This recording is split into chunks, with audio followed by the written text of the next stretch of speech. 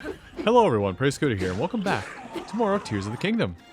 Last time, we faced down a Talus with a little bit of an interruption from a straggler enemy. This is just general exploration at this point. I don't have a clever segue into this one, I'll be honest. Okay, is everybody done getting a piece of me? Granted, I started that fight, but I didn't expect the entire Tri-County area to suddenly go, hey, look, a fight! Let me get in on that. Also, let me light things up so it's a little easier to see what's going on. We did see the Froxes before, so... We did see Froxes at one point, so seeing the Froxes here, nothing new, nothing surprising, yada yada. Lizalfos are actually, well, at least in terms of this series, Lizalfos are kind of new creatures. Also, I don't think rock hammers can break these. I'm wrong. Ooh, large Zonaite. Ooh, we have 6 of those. Awesome. I might go to a refinery here just to kind of help with some things. But yeah, Lizalfos. We haven't seen them yet in this series. Lizalfos are the token I'm fast, you can't hit me until I decide I'm ready to attack enemy. You know, that enemy everybody hates in every game that is like me and is Unga Bunga to a bitter end.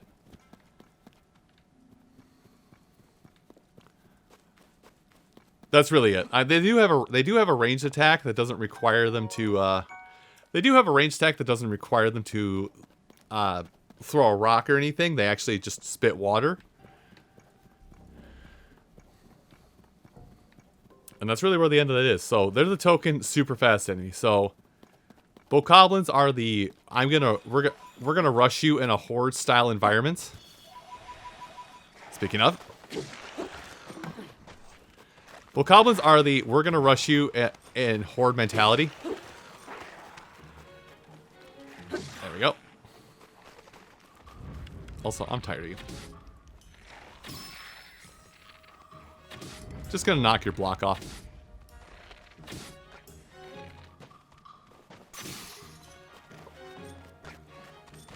Also, I just now realized I was using my Lazali bow that whole time. Oh, I don't have a... You need a bow if you're gonna shoot arrow, Scooter.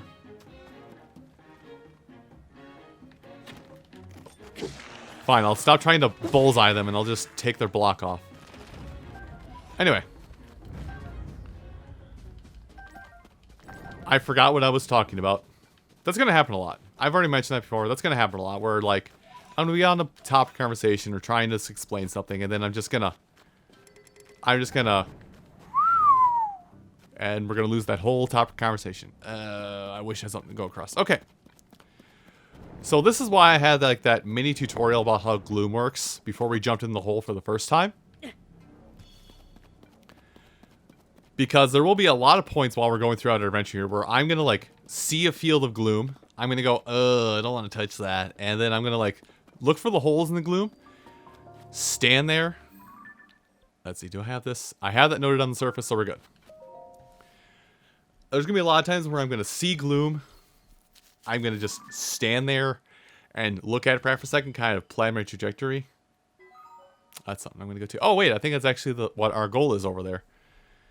I'll get a look at a couple things here. A couple things that are peppered throughout this forest, throughout this area. So I'm gonna go. Well, actually, it's right there.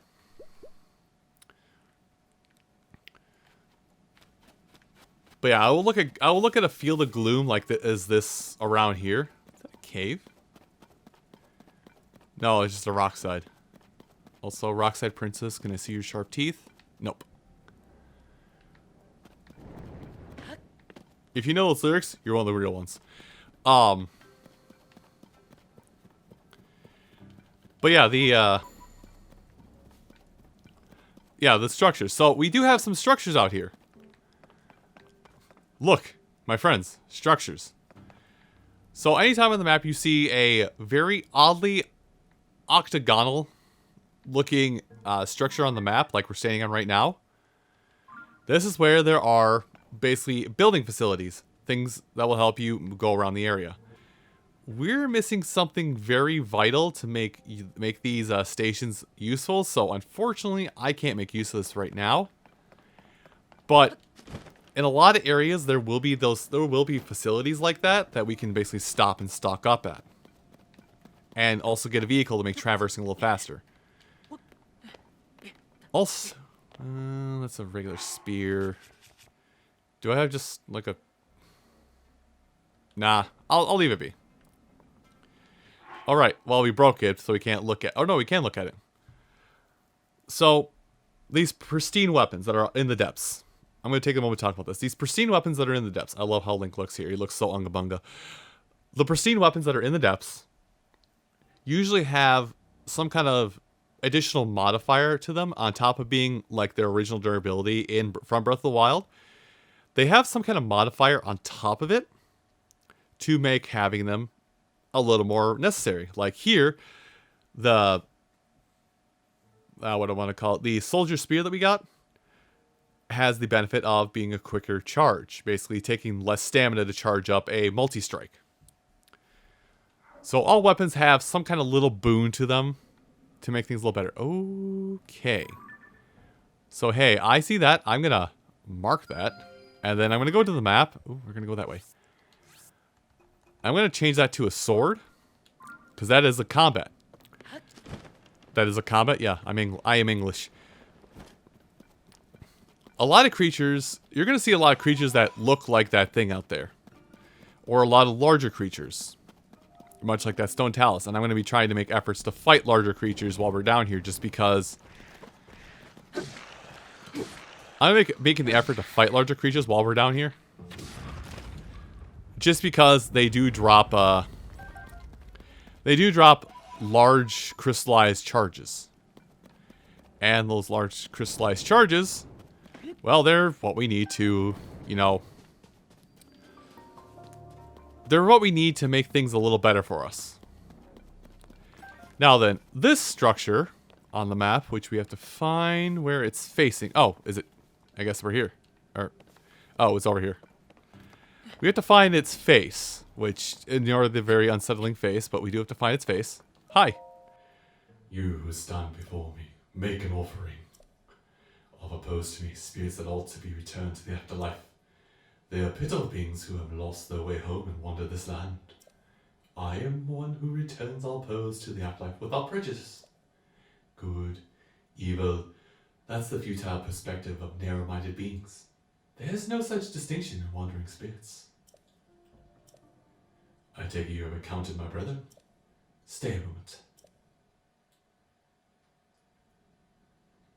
My brethren and I combined our power to create the tunic of the depths. If you desire it, you must make a suitable offering. We're just so short. So, this is another armor set that we're going to be after as well. And also, there are armor sets that do offer gloom resistance. Several of them, actually.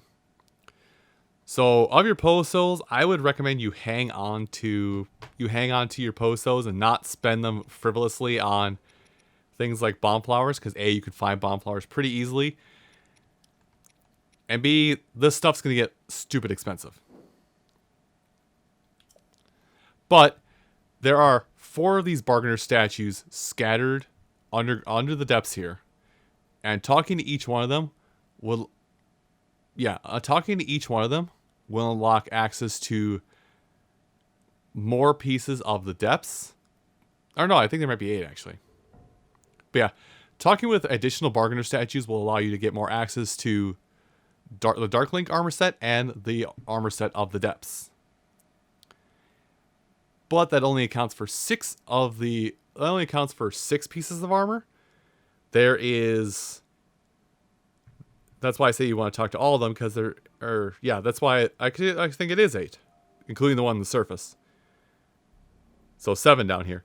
You do want to talk to them all because this accounts for 6 pieces of armor.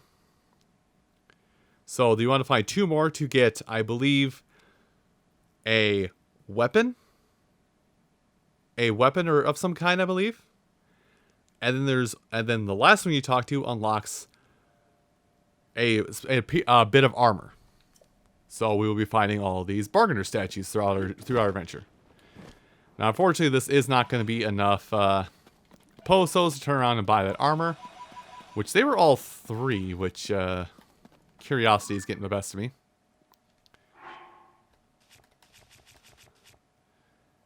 Okay, yeah, that armor's 3, so it would be no benefit. Now I'm gonna leave wall. Is there a Lightroot somewhere around here? I would not know. I don't have a way. So I'm just gonna angle my way towards that fight. I'm gonna go fight a dude. If there's a Lightroot nearby, all the better.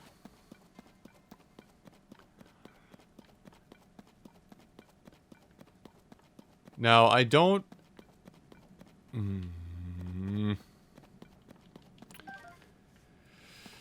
How to get there? Well, I would say get there without taking gloom damage, but... Oh, wait, I did it. I've already lost... Well, no, I got it marked, so... And I'm walking right towards it, so we're good. I should be throwing these more. It's not only for your benefit, but for my benefit as well, to be able to... I thought that was a bee. Be able to see what's going on. But I'm going to make the mistake going to fight that thing. Now, underground, because we're under the water. No, because we're underground. You know, we cannot see light, and light cannot see us. We cannot see the phases of the moon. As such, I believe anything you defeat underground doesn't respawn until you go onto the surface and are actually able to witness a blood moon occur.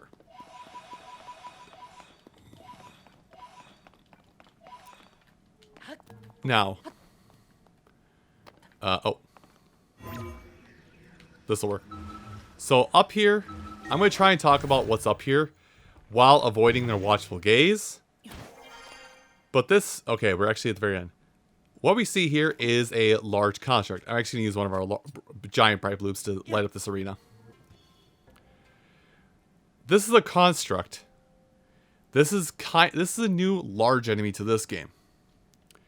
All I'm going to say when you're fighting it is be ready to use Recall, Ascend, and Ultra Hand when fighting it to make your job easier. Also, I'm going to use a Rocket Spear to make this fight easier. But when ready, simply take the shot. Or get caught by it. Either or. So I mentioned a construct because of the construct. Now, like I said, you're going to... Oh gosh! You're going to want to make note of where this gearbox is on their body and basically rip it off. Or hit it. Or you're going to want to... Oh, wait, I'm out of weapon. I just realized what that was. You're going to want to make effort to make note of where the gearbox is, because you're going to rip it off. Now, it has several phases. This phase is... This phase is a little funky, and it gets a little more extreme later on, but this is the recall phase. When we have powered versions of the flux constructs, this phase will be... They'll be much higher up in the air. But when they're much higher up in the air... when they are actually much higher up in the... Or when they are much higher up in the air, you do have to use recall in order to get to them. Because I don't think Ascend will reach it. Okay, I'm going to let that be. And then we have the Rubik's Cube, which you definitely need Ultra Hand for. Now, I'll tell you, this is me kind of explaining how I went through this whole game as fast as I did, despite the fact that, you know, I was working on other games, have a 9-to-5 job, all that jazz. Oh boy. Can I hit it? This is better than the alternative. A lot of this time when I was playing this game, I played it while basically exercising. And I should mention that the game does have motion controls. So using Ultra Hand, trying to hit these targets while bobbing up and down, basically made it a timing game. We'll throw it at the next cycle. Actually, I didn't think about this. Hold on. Run away. We'll take a picture of the construct just to give in the album. But then, because it's so low to the ground, we can just ascend up through it. This is so much easier. But like I said, later variations, you can't do that. Yeah, well, you just use a rock hammer at this point.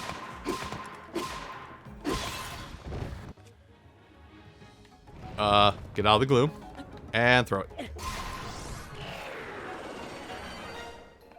I just realized I don't have a weapon to take advantage of what's coming out of it. So defeating a flux construct, mainly underground, but defeating a flux construct yields many rewards. Let's see if I can get a good look at it, because I'm going to be running through gloom. It'll yield a bunch of Zonaite charges for one. It'll yield sometimes some new equipment, like those are wheels.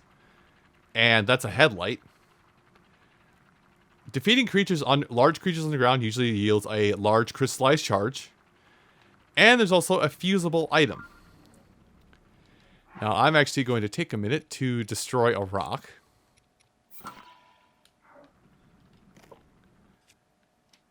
So I can fuse...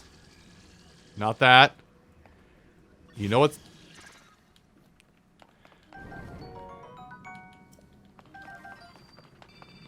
Dang it, I stood in it too long. But yeah, some wheels. But now that I can see it. The last thing it drops is usually a core. Now this is a Zonaite piece of equipment, so it's better if you can fuse it to a Zonaite weapon for more of a boon, but it basically is a rock breaking variant of something. I'm gonna warp over here while I talk about things. Now, I mentioned the whole thing about the blood moon, seeing the blood moon in order to be able to... For the reason mainly that you need to be able to see the blood moon activate for enemies to respawn. So underground, enemies don't respawn, especially larger enemies. So, in short, we will not see... Oh, I'm running low on weapons already. In short, we will not see that creature. We will not see that creature respawn, or any creature we've defeated so far. We will not see them respawn until we witness a blood moon. But that means you can refight those large creatures. The thing is, and we might see it later on, but when you have defeated a large creature, there will be some kind of notation that will say, hey, you fought this once already, with a defeated and a little star next to it. I'll make sure to draw attention to it when we see it. But, right, I should be looking for Lightroot's. Brain goes brr. But you can defeat those creatures again for all the drops that they give the first time, outside of the crystallized charges. When a creature that normally drops a crystallized charge, I'm gonna waste this like hammer. When a creature that normally drops a crystallized charge is defeated a second time, they will not drop that crystallized charge again. Gosh, I really should go cash in the large Zonaite. We have enough to show off something. Unfortunately, it's only on the Unfortunately, the only way to cash in is on the surface, so it requires a bit of a blinding. This. Okay. Now, having a machine for this would be better. But we're going to do it like this because we have access to the bomb flower. Is that a bomb flower right up there? Before I throw a bomb, let me look. That is a bomb. So, let's get from a safe demolitionist distance. So, ore deposits.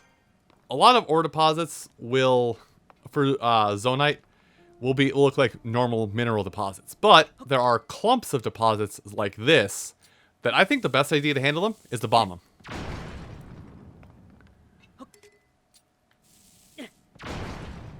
Now keep in mind, you're going to want to go in and get some of this stuff. And this allows me to talk about something we haven't seen yet, but it's we haven't seen this yet, but this actually lets me talk about something somewhat at length basically with rock walls. They added like large rock walls similar to bombable walls in much akin to bombable walls in pretty much any other Zelda game. That's what these are the equivalent to. Did I just see a pickup? No, I saw a climb down. Never mind. But yeah, there are these large There's these are basically bomb walls. Now you can destroy them with things that aren't bombs. Basically any way you would destroy any other rock face or anything like that. Also, I'm gonna make sure I get... Oh! I didn't mean to release that early. I got really lucky. But there are rock faces like that. Also, how many large... 17, dang. There are many... Oh, hey, there's a bomb. There are many other deposits such as that don't have... that are just... you need to break through, for lack of a better term. Now, you can do it with bombs. There's also another thing we can do to break through it, which we don't have access to right now. And won't until we do a very specific story beat. But what we do... Oh, it's up there. But what we have had access to this whole time to basically help with that is we have had access to weaponry that breaks that stuff. Actually, speaking of, here's a weapon. I'm going to gather up these weapons around here and fuse them to rocks that any rocks I can see. In fact, there's already a rock. In fact, there are already more rocks. So let me fuse some rocks. Just so I can break it because I'm about to run out of bombs. Now, I made a big stink about making sure to make note of these structures that look like this. Mainly for the mining possibilities that come from getting so much Zonaite in such a short period of time. But also, somewhere around there will be a treasure chest hidden amongst these large structures. These large, more civilized structures. In the treasure chests are going to be gear. And this is how we're going to be able to see a little bit better. Basically, I'm going to be finding this gear as we go. And I will say, like, the glow that comes off of this armor will basically negate the need for any bright bloom seeds as we go throughout the journey.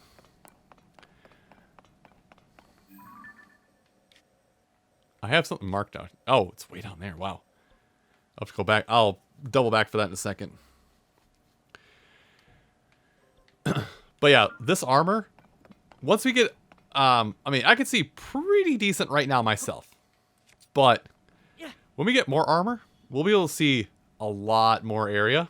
Also, I'm just looking around to see if there's any more... Oh, hey, there's more. Also, only I like stone just so I can get rid of it. With the first piece of the miner's armor in our possession, I'm going to end things off here. Everyone, thank you all so much for watching this episode, and I hope to see you again next time. Take care.